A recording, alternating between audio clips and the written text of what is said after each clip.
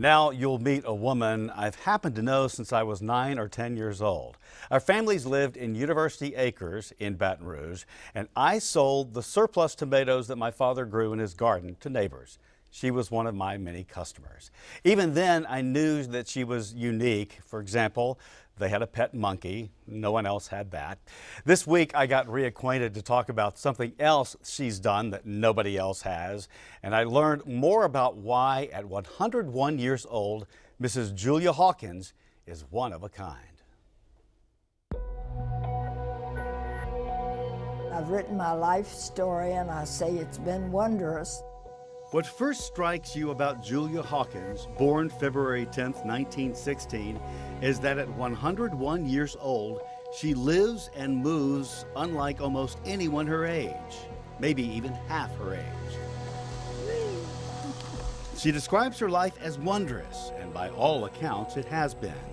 Most others simply say she's amazing, and her latest chapter has caught the attention of people around the world.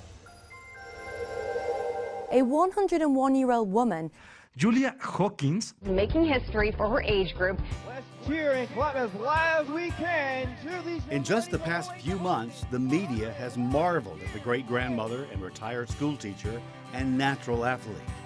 She's etched her name in the world record books in the 100-yard dash at the USA Track and Field Masters Championships and the National Senior Games, drawing praise from TV networks and magazines like Sports Illustrated, Runner's World, and People. When did she start running? Last year, after she turned 100. But she was never one to sit still, saying her lifelong swimming and cycling helped her maintain great health. Until recently, she rode her bike 3 miles a day. I always did something. I was busy. With 4 children, you stay busy. And I loved the yard. I was in the yard a lot. She was in her 80s when the Senior Olympics lured her into competitive cycling, but gave it up after the 2001 Nationals because of a lack of competition. Her children encouraged her to compete again. Last year, the kids signed me up for biking and for the 50-yard dash in the Senior Olympics. Their persuasion is what ultimately led to those record-breaking performances. Name one and see if I don't have it. When she's not turning heads with her athletic feats, she's likely tending to her lush backyard with more than 50 types of trees. I see pecan, I see cypress, maple you have, and you have Japanese maple over there, right? You know the white one up there? Yeah, Sycamore. Oh, yeah. Birch and beech. When did you start wearing flowers in your hair? In college. I pick them and then I don't have anywhere to, I smell them and look at them and then I wonder what to do with them, and put it behind my ear works.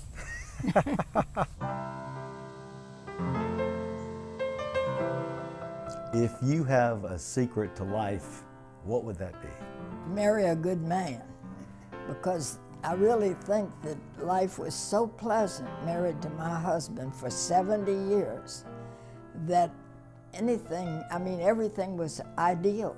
She met Buddy Murray Hawkins her first day at LSU, and they went out for 8 years. Then, she says, Pearl Harbor happened, and he was there, in the middle of it, working for the Navy.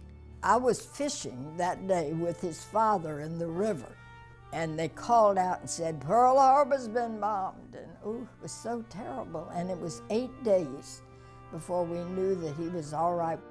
He was all right, but anxious to tie the knot. We were married by telephone.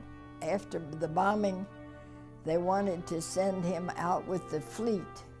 So he was afraid I'd marry somebody else or something, which I wouldn't have. But he got in touch with me and said, let's get married. Here's her wedding day photo outside the courthouse in Ponchatoula, minus the groom. I got a Baptist minister who used to be in the Navy. And this is a naval officer that's getting married, and he thought that was neat. So he said, I'll be glad to do it. And my husband had a Jewish rabbi who had the duty that day. After settling in Baton Rouge, she and Buddy, who became an acclaimed educator and petroleum engineer, built their house, which he still lives in today. And he had a book at first, how to do it. And I had two little children that were 1 and 3 or something like that when we first started. And by the time we moved in, they were almost 2 and 4. That was 1949, and in the years that followed, their life flourished. They raised their family and began reading books aloud to each other. We read hundreds of books and united us in a way that I can't explain, except it was great. In March of 2013, her husband quietly passed away in his sleep. He lived to be 95, and as I was telling you, he sang love songs to me that night. Buoyed by her lifetime of sweet memories and ready to make new ones, will Julia Hawkins compete again? Right now, she has no plans for that, unless, of course, her children sign her up for another race. And if she wants to take on the challenge, on your mark, get set.